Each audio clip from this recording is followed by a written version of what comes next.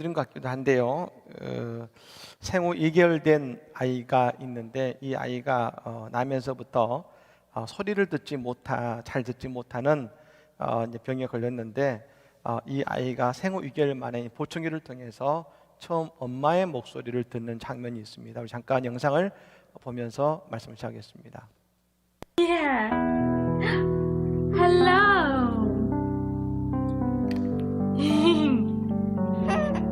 Hello. I never seen that face before. Hi. Are you emotional? You're gonna make me cry. Hi. Use your little chin. Hi. Yeah, are you gonna be emotional like your mama? Yeah. You're so sweet. Yeah. Yeah. Yeah.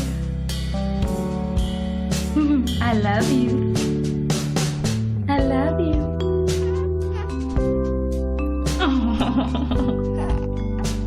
네, 이 아이가 나면서부터 잘 듣지 못했는데 어머니의 소리를 이제 처음 들을 때 이 아이의 그 감격하고 울 것 같은 그 얼굴을 보지 않았습니까? 여러분, 육신의 어머니의 목소리를 들을 때의 그 감격도 놀라울 것인데 우리의 영적인 부모님이 계시죠. 하나님 아버지신 것입니다. 여러분, 이 땅에 살아가는 많은 사람들 가운데 이 하나님 아버지의 목소리를 듣지 못하고 살아가는 사람들이 너무나 많습니다. 여러분, 오늘 우리는 나의 부모이신 하나님의 음성을 듣고 있습니까? 나를 향해 말씀하시고 너를 사랑해 라고 말씀하시는 하나님의 음성이 오늘 우리의 마음속에 들려오고 있습니까? 여러분, 내 변하지 않는 삶의 말입니다. 하나님의 음성이 내게 들려지고 내가 너를 사랑해 라는 하나님의 내 영적인 부모님의 말씀이 우리의 삶에 들려지면 여러분, 오늘 우리의 삶은 바뀔 것이고 우리의 삶은 새로운 인생이 되게 될 줄로 믿습니다. 오늘 이 밤에 우리를 향한 하나님의 음성이 들려지는 밤이 되기를 간절히 축복합니다. 이제 오늘 13장은 이제 지난 12장 6월절의 말씀과 연결되는 것입니다. 여러분, 이 출애굽기 12장 51절 맨 마지막 절에 이런 말씀이 나옵니다. 51절에 바로 그날에 여호와께서 이스라엘 자손을 그 무리대로 애굽 땅에서 인도하여 내셨더라. 그러니까 여러분, 사실 보면 이제 12장으로 12장이 6월절을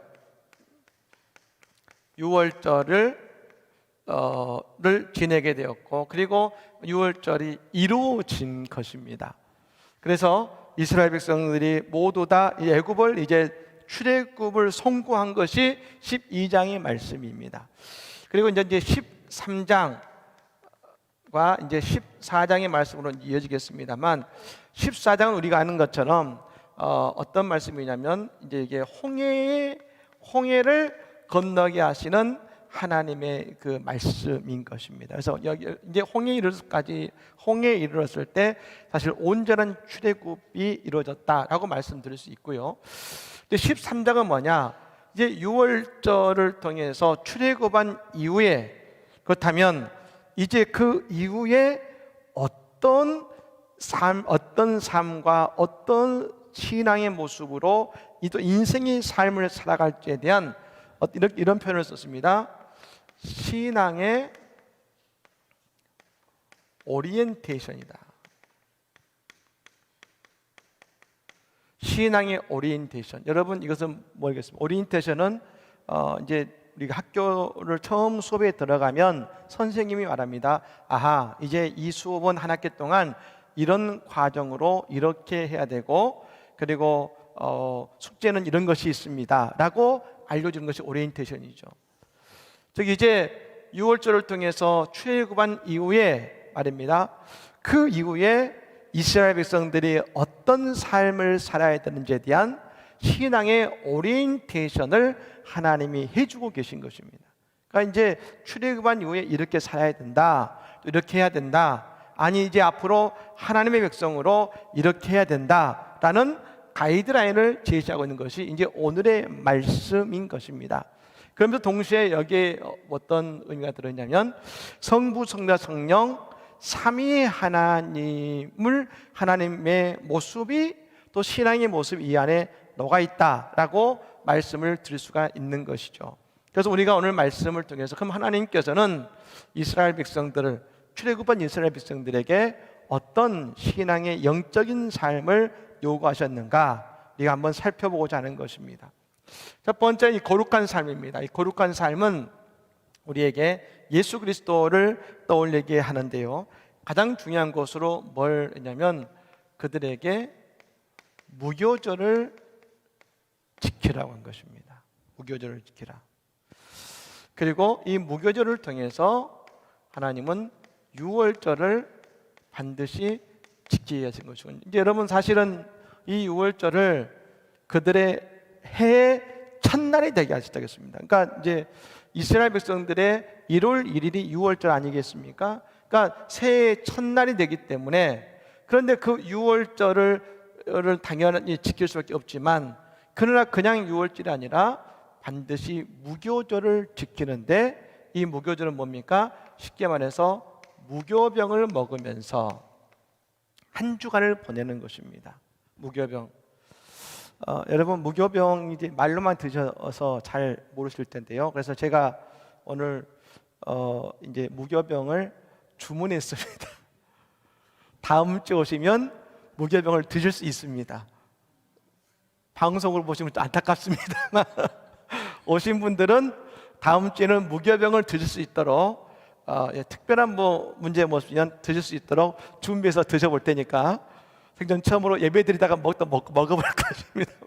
다음 주에 한번 무교병을 먹어보겠습니다. 그래서 도대체 무교병이 뭐냐, 우리가 말로만 들었지만 이 사실 이게 먹어보지 못하지 않습니까? 이게 맛이 있는지 없는지 어떻게 생겼는지 잘 모르는데 한번 무교병을 다음 주에 한번 먹어보면서 아하, 이것을 일주일 먹으면 어떨까 하는 것을 우리가 한번 느껴보겠습니다. 그래서 다음 주에는 꼭 빠지시면 안 되겠습니다. 예. 그래서 무교병을 먹게 하는데, 여러분 이 무교병은 뭡니까? 그곳에 누룩이 없는 것입니다. 예. 누룩이 없는 것이죠. 그래서 이 무교병은 세상의 즐거움과 구별이 되는 거죠. 구별이 되는 것입니다. 구별이 되는 것입니다. 즉 다시 말하면 이 무교절은 세상의 날과 구별해서 이 유월절 하나님의 위대한 사랑을 기대하게 만드는 날이 곧 무교병이고, 여러분 무교절인 것입니다. 여러분 그런 경험이 있지 않으십니까? 저는 이것을 이제 우리의 신앙생활과 조금 더 연관시키면 우리가 말했던 이제 부활절, 그리고 이것을 우리가 말하는 사순절, 이렇게 쉽게 예를 들 수도 있을까 생각됩니다. 사순절은 대대로 부활절을 바라보면서, 부활절은 우리가 이제 잔치의 날입니다. 잔치를 하는 날입니다만, 그런데 사순절은 대대로 고기를 금하고 스스로 즐거운 것들을 절제하면서 보내던 날이지 않습니까? 즉 세상의 즐거움과 구별되면서 우리 자신을 성결해 간 날이 뭐냐면 사순절 같은 날인 것이죠. 그래서 여러분 우리가 하지 않습니까? 근데 사순절 때마다 우리가 한 가지 우리가 스스로 마음에 금식하지 않습니까? 어떤 분들은 정말로 밥 한 끼를 금식하기도 하고, 그리고 어떤 분들은 그렇게 좋아하는 커피를 이번에는 금식해 보겠다, 금식하기도 하고, 또 우리 학생들은 내가 게임을 사순절 동안에는 좀 안 해보겠다, 뭐 여러 가지 금식, 좋아하는 것들을 금식합니다. 그리고 여러분 부활절이 됐을 때 여러분 그 금식을 마치고 내가 그것을 했을 때, 저녁 금식을 마치고 그날 부활주일 저녁에 마음 자유롭게 그 저녁을 먹으면서 즐거워하는 그 즐거움 잔치. 즉 근데 여러분 이 부활절은 그러므로 그냥 부활절 그리고 그냥 유월절이기 때문에 즐거운 것이 아니라는 것이죠. 바로 무교절, 사순절, 바로 이 날에 내가 세상과 구별되는 거룩한 삶을 살며 그 시간을 절제했을 때에 오늘 유월절과 부활절이 기쁨의 날이 되는 것입니다. 기쁨의 날이. 여러분, 근데 우리가 대체로 보면 말입니다, 부활절이 별로 안 기뻐요. 별로 안 기뻐요. 왜냐하면 평소 때 할 것 다 하고, 사순절 같은데 할 것도 다 하고 뭐 즐길 거 다 놀고 살다가 부활절입니다. 그러니까 이게 별로 안 와닿는 거예요. 하지만 우리가 이때 나의 즐거움을 금식하고 여러분 세상의 즐거움에서 구별되는 거룩한 삶을 살게 될 때 유월절과 부활절은 우리의 진정한 잔치의 날이 되고 기쁨의 날이 된다는 것입니다. 여러분, 그래서 말입니다. 이 무교절은 유월절을 준비하는 날이면서 동시에 이걸 통해서 우리는 세상과 구별되는 존재들인 것을 스스로 우리가 다시 한번 알아가게 된다는 것입니다. 여러분, 우리는 세상과 구별되고 하나님의 백성인 것을 여러분 믿으시기를 바랍니다. 근데 여러분, 이것이죠. 우리 이 또 무교절, 이 유월절을 통해서 주시는 은혜는 뭐냐면 이스라엘 백성들이 출애굽은했습니다. 말 그대로 출애굽은했지만 이스라엘 백성들은 늘 그 과거의 자리로 돌아가고 싶은 마음이 늘 있었습니다. 그 마음속에. 그러면 어떻게 그것에서 우리는 헤어날 수 있을까? 유월절을 지키면서 우리는 하나님의 우리를 향한 구원의 날을 바라보는 그 믿음과 신앙을 유지하는 것입니다. 또한 실제로 이것이 우리의 삶에서도 마찬가지입니다. 우리 이스라엘 백성들이 아우슈비츠 있지 않습니까? 그 수백만이 죽었던 그 아우슈비츠라는 형무소에서 어떻게 그들의 신앙을 지켰는가? 그건 다른 게 아닙니다. 그들의 유월절 신앙을 통해서 지킨 것입니다. 유월절 신앙은 뭡니까? 오늘 우리는 애굽에 있는 것과 같다. 우리는 애굽에 있는 것과 같다. 그러나 오늘 우리에게 필요한 것은 뭐냐? 하나님이 애굽에 있는 백성들을 출애굽시키신 것처럼 유월절이 온 것처럼 반드시 우리에게 유월절이 온다. 유월절이 온다. 즉 말입니다. 이 무교절과 유월절의 이 모습 속에는 그냥 과거에 있었던 하나님의 위대한 역사요 사건이 아니라 오늘 또 이스라엘 백성들은 이 무교절과 유월절을 지키며 그들에게는 곧 그들의 삶의 고백과 그들의 삶 속에서 하나님이 이루실 것을 바라보며 기대하는 신앙의 행위인 것입니다. 오늘 우리 여러분 처지가 어떤 처지였습니까? 애굽에 있는 것 같은 경제적으로 또 여러 가지 인생의 문제로 애굽과 같이 억압되고 힘든 상황 속에 있는 것 같지만 말입니다. 그러나 하나님께서 이스라엘 백성들을 출애굽시키신 거 유월절을 주신 것처럼 오늘 우리에게도 하나님의 유월절은 반드시 온다. 반드시 온다. 그걸 무교절을 지키며 유월절을 지키는 이스라엘 백성들의 신앙의 모습을 통해서 하나님은 끊임없이 말씀하고 계신다는 것입니다. 우리가 다음 시간에 이제 홍해에 대해서 보겠습니다. 홍해는 이제 흔히 말해서 세례를 의미합니다. 세례를요. 우리 한국 개신교가 신앙의 전통이 좀 약하다. 그것은 우리가 열정은 있지만 그리스도교의 전통은 참 약합니다. 신앙의 전통은 약한 것입니다. 그것은 뭐냐면 대표적인 여러 가지 중 한 가지가 뭐냐면 한국교회는 세례반이 없는 것도 그중에 한 가지죠. 세례반은 여러분 세례수를 우리는 이렇게 들고 합니다만 세례반이 있습니다. 그래서 그 세례반이 늘 이 성찬교와 더불어서 이 강대상 앞이나 아니면 강대상 뒤쪽에 있습니다. 그래서 거기에서 세례를 줍니다. 세례를 주는 것이죠.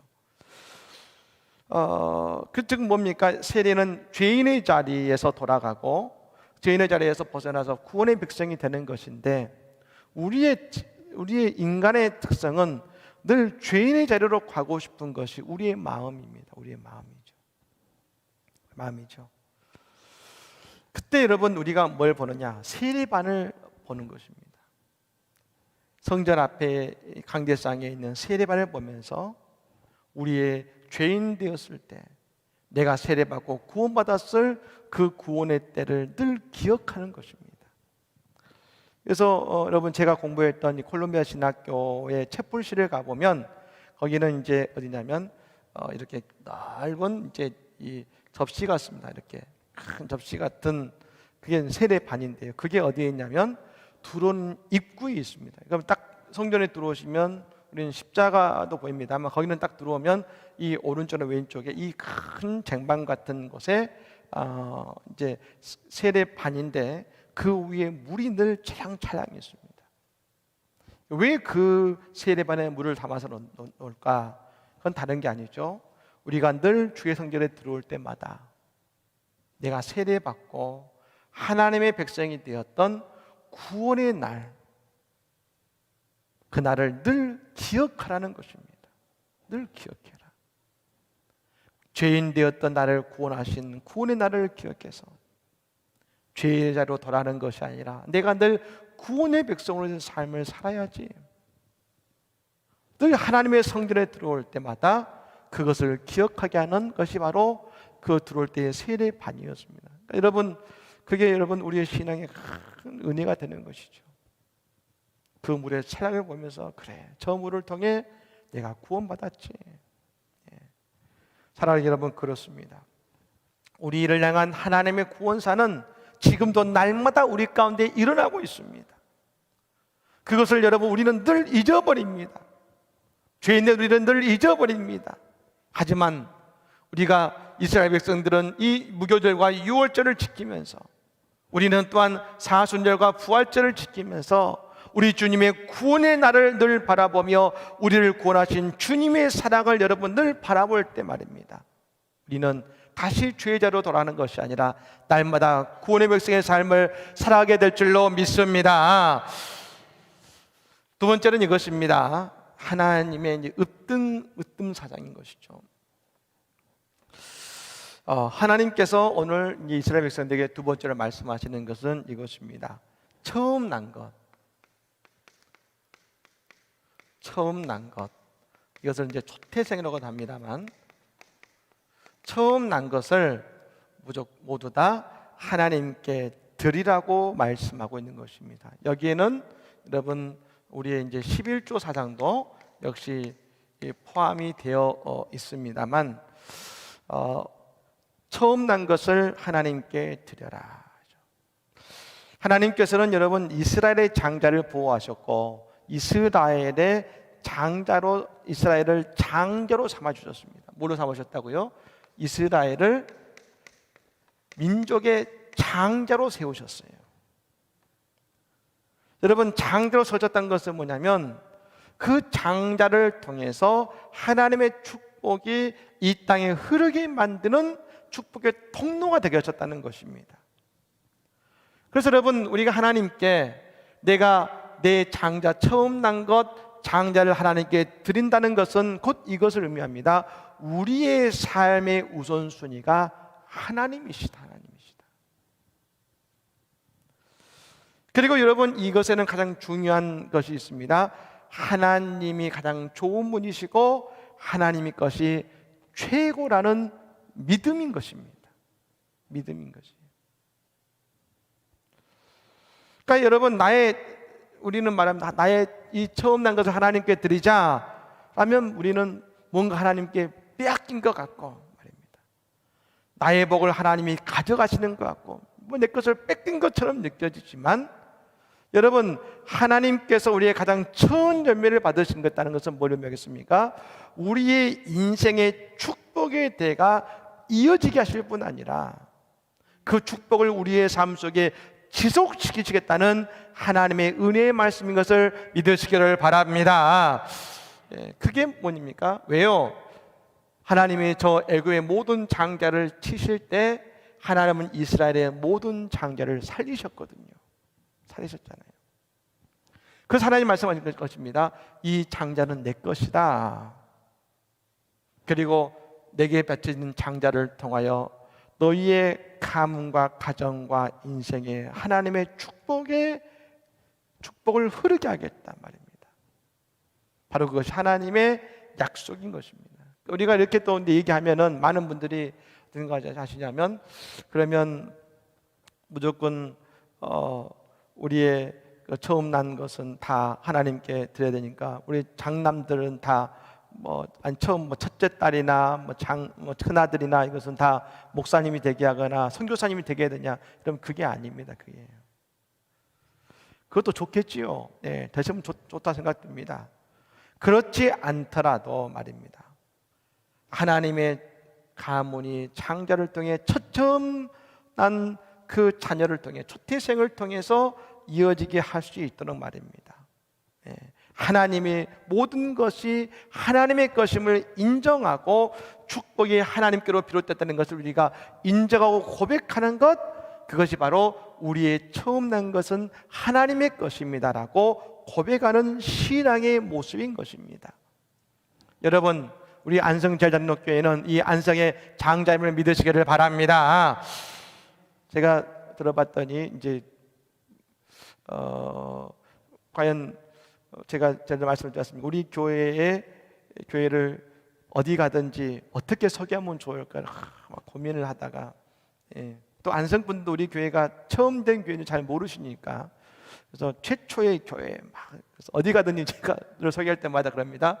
우리 교회는 안성시 최초의 교회입니다. 그러면 한 번 더 쳐다봅니다. 그래요? 그래서 그 역사가 118년 됐습니다. 다들 놀랍니다. 어떻게 역사가 깁니까?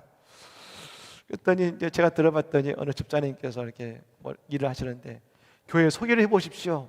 근데 번쩍 되는 것이 안성시의 최초의 교회입니다. 여러분, 우리 교회는 장제의 교회의 축복을 받았음을 믿으시기를 바랍니다. 다시 말하면 이것입니다. 하나님은 어떻게 이 안성시를 축복하고 안성의 교회를 축복하십니까? 우리 교회를 통해서 축복하시고 우리 교회를 통해서 안성시를 여러분 부흥케 하실 것을 믿으시기를 바랍니다. 저는 그래서 말입니다. 늘 갖고 있는 이루어지면 좋겠다라는 바람이 있었는데 그것이 정말 이루어져서 참 기쁩니다. 그것이 뭐냐면 우리 교회의 신학생들이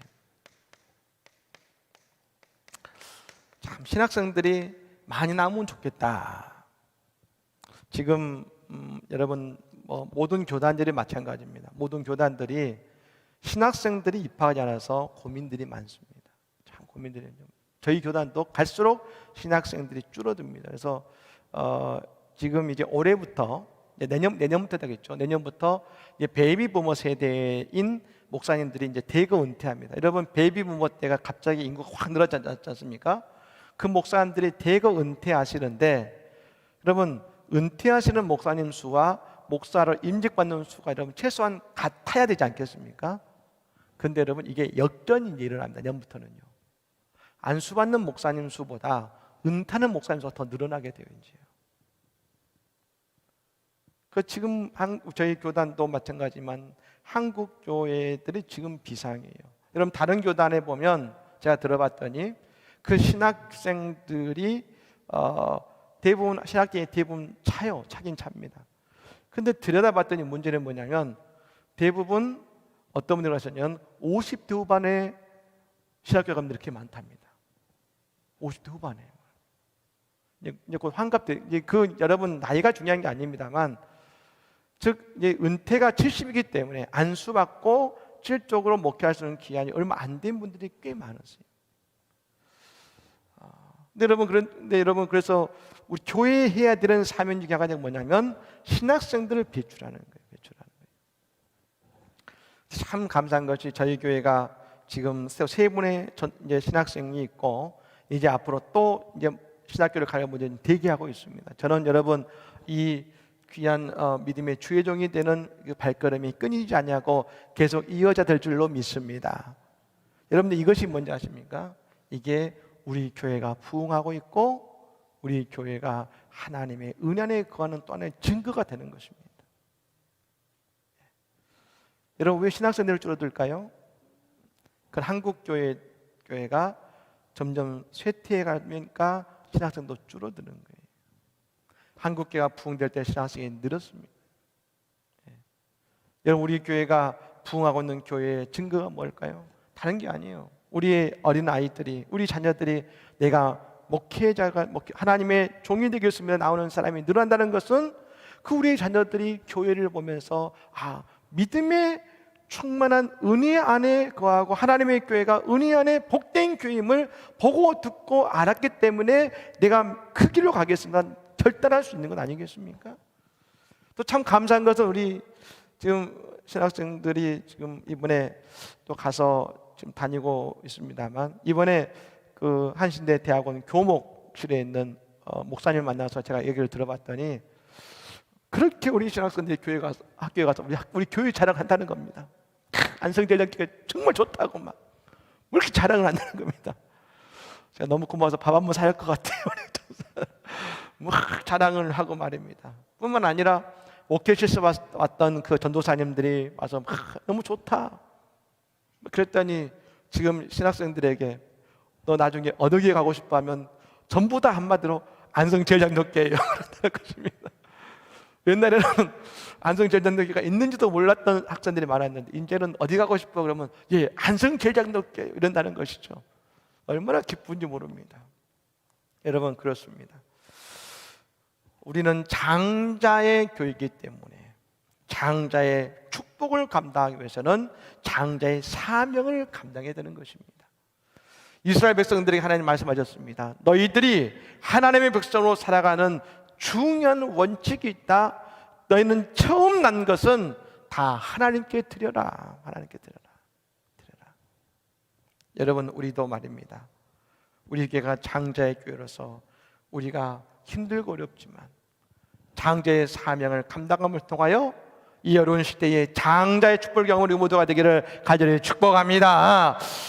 마지막 세 번째로 성령의 인도하심인 것이죠. 그건 뭡니까? 구름 기둥과 불 기둥을 통해서 이스라엘 백성들을 하나님께서 인도하셨다는 것입니다. 근데 여러분, 이 구름 기둥과 불 기둥으로 인도하심이 곧 하나님의 인도하심인데, 오늘날 우리 성령님께서 우리의 길을 인도하시는 것처럼 하나님께서 구름 기둥과 불 기둥으로 그들의 길을 인도하셨다겠습니다. 여러분, 우리가 지도를 잠깐 볼까요? 지도를요. 오늘 성경에 나옵니다. 지도를 보면 맨 위에 있는 파란 것 지중해입니다.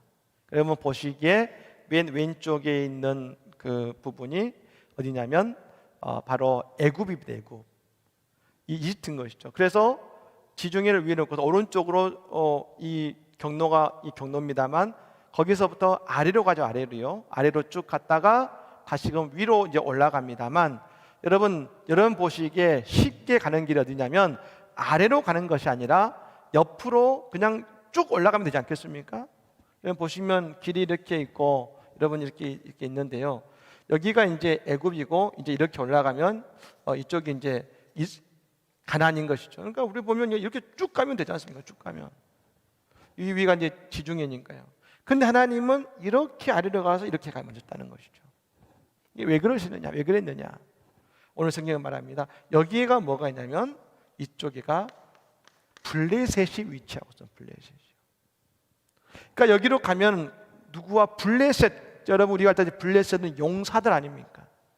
그 블레셋과 전쟁을 해야 되는데 만일 전쟁했다가 여러분 안 되면 곧바로 그냥 뒤로 도망가서 애굽으로 돌아갈 수 있겠죠.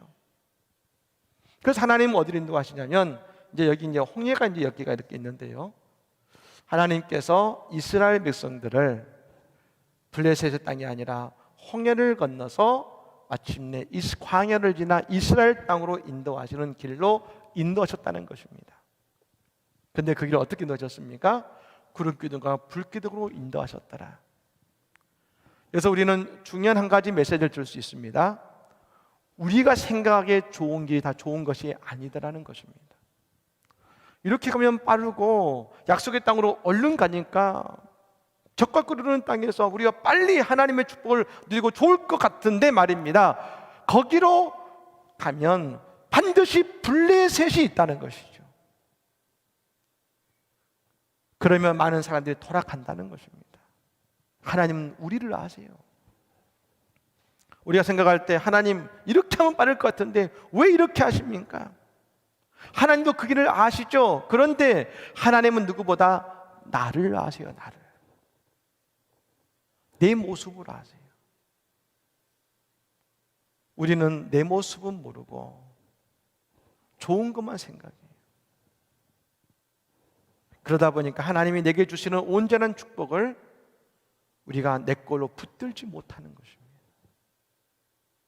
하나님이 왜 돌아가게 하셨을까요? 이유는 한 가지예요. 가나안 땅에 온전히 이스라엘 백성의 축복의 땅이 되게 하시기 위해서, 축복을 붙들시게 하시기 위해서, 약속의 땅을 온전히 주시기 위해서 하나님이 조금 먼 길이지만 가게 하신 것입니다. 여러분, 구름기둥과 불기둥은 하나님이 우리를 인도하시는 길인데 말입니다. 늘 우리가 원하는 길로만 가는 것이 아니라는 것입니다. 하나님께서는 우리에게 여러분 말입니다. 은혜를 주시고 축복을 주시기 위한 그 길로 인도하신다는 것이죠. 다시 말씀드린 것입니다. 왜 이 길로 가게 하셨습니까? 그것은 다시 돌아가지 않게 하기 위해서. 두 번째는 내게 주신 축복을 온전히 주시기 위해서. 마지막 세 번째는 우리가 하나님의 백성으로 살게 하시기 위해서 하나님께서 구름기둥과 불기둥으로 늘 그 길을 인도하고 계시다는 것입니다. 사랑하는 여러분, 오늘도 하나님은 성령님을 통해서 우리에게를 인도하고 계십니다.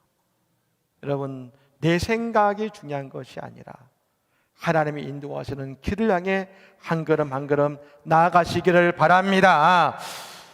마지막으로 여러분, 성령의 인도하심 속에 참 감사한 것은 마지막으로 하나님께서는 요셉의 관을